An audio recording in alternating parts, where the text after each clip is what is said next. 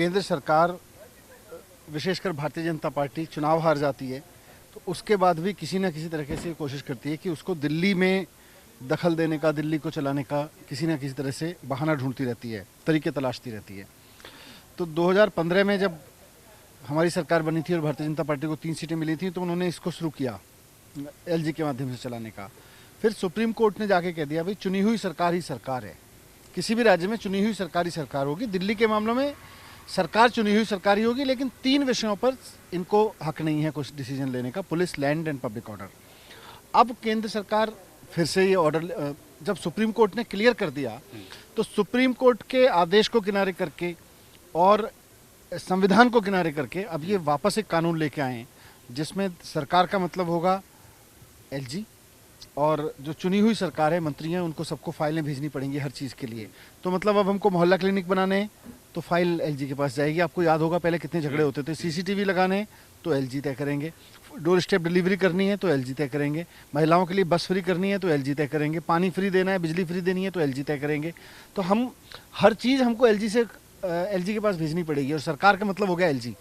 जहाँ तक मुझे याद आता है, मई 2015 में जो गृह मंत्रालय का नोटिफिकेशन था, उस नोटिफिकेशन की आखिरी लाइन में भी ये लिखा था कि दिल्ली में सरकार का मतलब उपराज्यपाल है। अब बीजेपी ये दलील दे रही है कि 1993 के बाद से दिल्ली दरअसल चूंकि ये केंद्र शासित प्रदेश रहा है, इसलिए इसमें एलजी ही सर्वोपरि हैं और इसीलिए इस व्यवस्था के तहत अधिकारों का क्षेत्र साफ किया गया है। नहीं, अधिकारों का क्षेत्र नहीं साफ किया गया है। सुप्रीम कोर्ट के आदेश के बाद जो स्थिति क्लियर हो गई थी, सुप्रीम कोर्ट के आदेश के बाद क्लियर हो गया था कि 3 सब्जेक्ट को छोड़ के बाकी सारे मामलों में चुनी हुई सरकार का फैसला अंतिम होगा।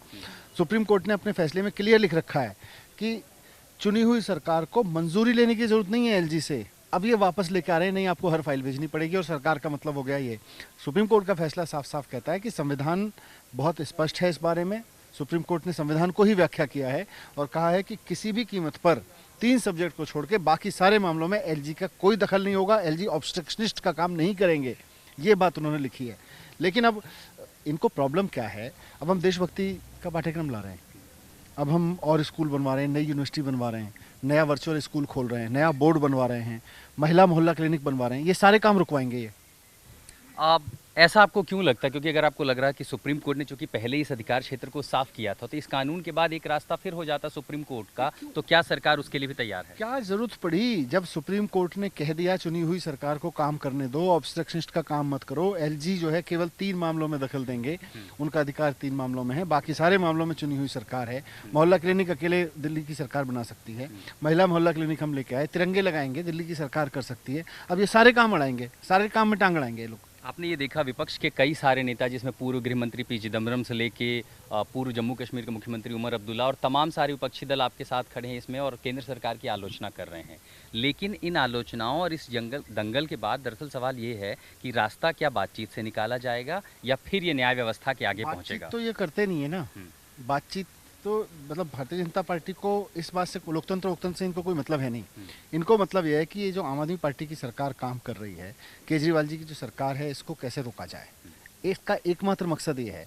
अब हम सुप्रीम कोर्ट से जाके ले आए भाई केजरीवाल जी को फ्रीडम दो काम करने के लिए। सुप्रीम कोर्ट ने कहा हाँ भाई जनता ने चुन के भेजा, चुनी हुई सरकार काम कर सकती है।